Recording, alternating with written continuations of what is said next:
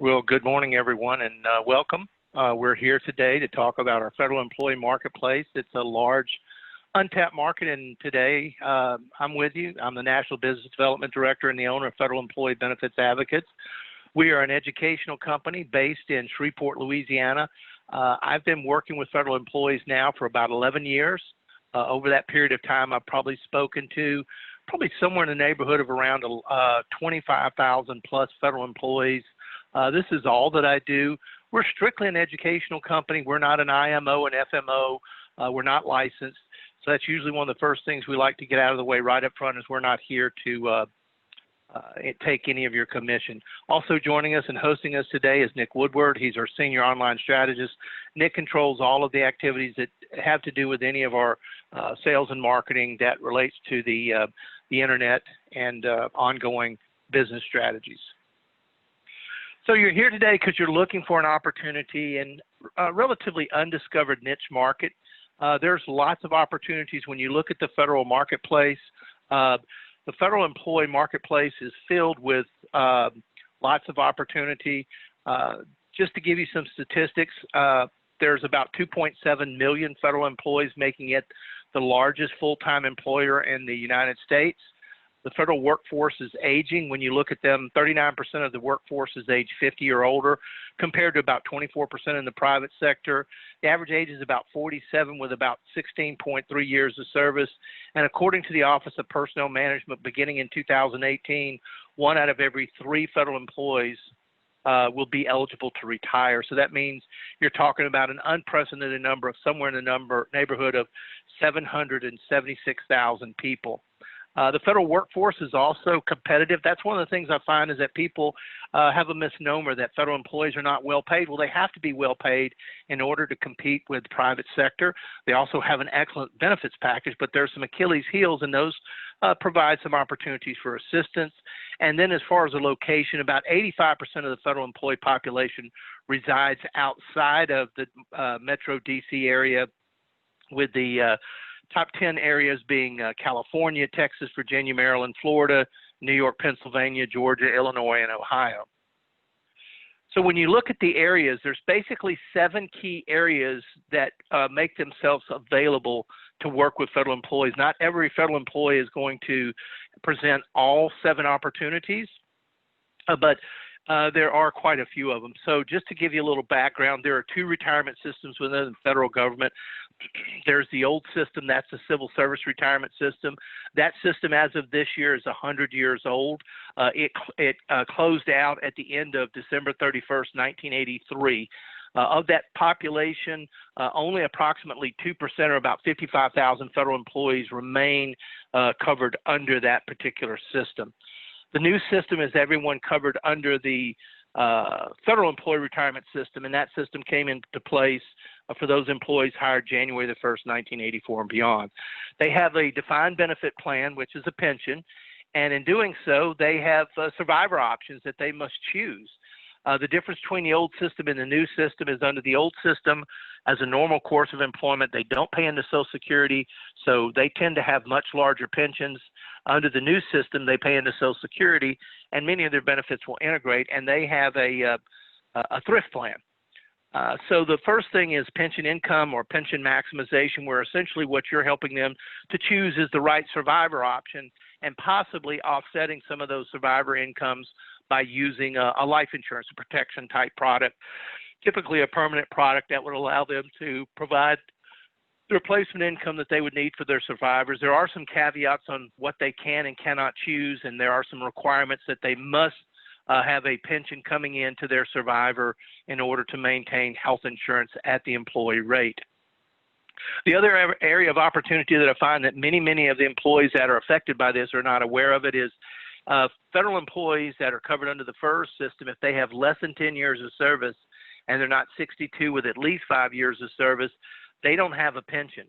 And so that creates 2 things. One is it creates a lack of income. The other that it could potentially create is their ability to have the surviving members of the family maintain health insurance at the employee rate. So you've got really a twofold issue there. They do have access to some group insurance, but if you do the numbers, you'll see that in most cases, that's not completely adequate to replace their income. So that in itself would lead itself to a potential life insurance protection type of program. Now, the other is they have a defined contribution program like a 401k, but it's called a thrift plan.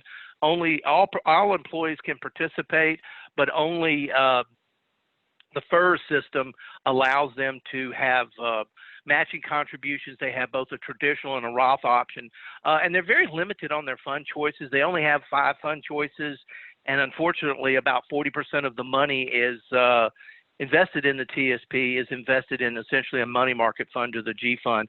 So they need assistance in properly allocating their assets while they're employed, and also making sure that, you know, as times have had recently where the market takes a dip, that they don't bail out at the wrong time and end up locking in a loss. They also need to look at what their distribution options and needs will be. So again, that presents opportunities to assist them while they're employed, and then afterwards potentially use the assets as a methodology to help them fund their retirement and potential vehicles that would be outside of the TSP. Under the old system, the CSRS system, they have another type of defined contribution program called the VCP, the Voluntary Contribution Program. And this was created many, many years in advance of the creation of the TSP to give federal employees a way to save money. This is essentially a fixed account. And, you know, prior to a change in the law in 2008, it wasn't anything exciting, but the IRS came out with a ruling in 2008 that allows this type of plan, this type of after-tax voluntary contribution program, by virtue of the IRS Rule 208, to essentially put money up to 10% of everything they've earned over their entire working career into this account, and then by virtue of this law allows them to move the money into a Roth IRA, thereby avoiding the contribution limits and the income limits in some cases. So essentially what you're doing is you're taking non-qualified money that they're getting a 1099 on and potentially probably using for rainy day funds and moving it to a Roth, thereby increasing the amount they can contribute and potentially eliminating a tax liability for the 1099. So just to wet your whistle a little bit, here's some information about the TSP balances. The TSP is the largest pension plan in the world. When you look at the number of participants that they have and the average age and their average amounts, represents quite a significant opportunity for those people that are in the business of helping, you know, gather assets and distribute them through various products that are available depending on your licensures. The other areas the final 3 areas come in the area of risk management. The first is their federal employee group life insurance. This is the largest life insurance program in the world with over 4 million active and retired federal employees. They have several different choices. They have a basic, they have an option A, and they have an option B and a C. The option B is where they get most of their coverage. It's a salary multiple up to 5 times. The challenge is that when they're very young, it's very inexpensive. However, when they get into their 50s, it becomes very expensive. And so there is a possibility over their lifetime, they could actually pay more into premiums than they would ever get out in a death benefit. So that presents an opportunity for a life insurance program that could possibly take care of multiple needs, both while they're younger, maybe covered under the situation where they don't have 10 years of service, and then and beyond into retirement. Another opportunity is in the area of disability. Essentially, they have a disability retirement. The challenge is that after the first year, it goes to 40% and is taxable, and most people cannot survive on that type of income. So that presents an opportunity to either position a standalone disability policy or maybe some type of life insurance benefit with a living benefit riders that cover the areas of disability. The other is in the area, again, with just basic financial planning, is estate planning has to do with long-term care. And the long-term care program they have available with the federal government is with John Hancock. In October of last year, they recently revised that program for the 3rd time, and there were some significant reductions in the benefits and significant increase in the cost. So that presents, again, an opportunity for a standalone long-term care policy, or again, maybe a combination where you take care of multiple needs with life insurance. I will point out that their federal long-term care program is set up as a standalone per individual, so there's no combining coverages of spouses and those types of things. So it can be an attractive offering for those individuals that are single, but oftentimes if they're married, private sector plans can serve them better.